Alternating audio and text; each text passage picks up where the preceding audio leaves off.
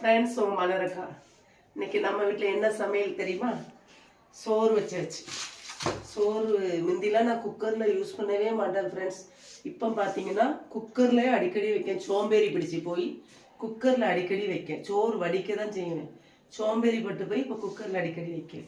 குக்கரில் வச்சு இதை வச்சாச்சு.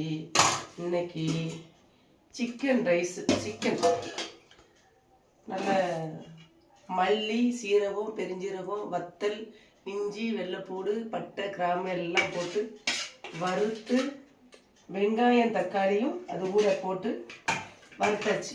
வெங்காயத்தையும் தக்காளியும் முதல்ல இந்த வறுத்தது பூரா மல்லி வெளியில் நல்லா வறுத்தது பூரா நல்லா வச்சுட்டு அதுக்கப்புறம் வெங்காயம் தக்காளி போட்டு வறுத்து மல்லியிலலாம் போட்டு சூப்பராக இன்னைக்கு வீட்டு மசால் போட்டு சிக்கன் ரெடி. சாப்பிட வேண்டியதான். காலையில் வச்சு கொடுத்து விட்டாச்சு. சின்ன பையனுக்கு வச்சு கொடுத்து விட்டாச்சு. சின்னவனுக்கு கொடுத்து விட்டாச்சு. எனக்கு ரெண்டு மகன். மூத்த மகன் தான் இந்த வீடியோலாம் எடுக்கிறோம். எனக்கு 2 பையன். 2வது பையன் தான் வேலைக்கு போகிறான்.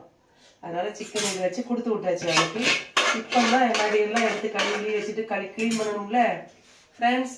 எங்கள் வீட்டில் இன்னைக்கு சமையல் சோறு பொங்கியாச்சு, சிக்கன் கிரேவி வச்சாச்சு. நாங்கள் சிக்கன் தான் சாப்பிட மாட்டேன்.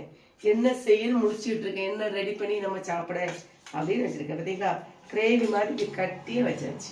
ரசம் வைக்கல இன்னைக்கு. சோத்துல போட்டு அப்படி விரவி சாப்பிடுங்கன்னு சொல்லியாச்சு. ஃப்ரெண்ட்ஸ், நம்ம வீட்டில் என்னதுன்னு கமாண்ட்ல சொல்லுங்க.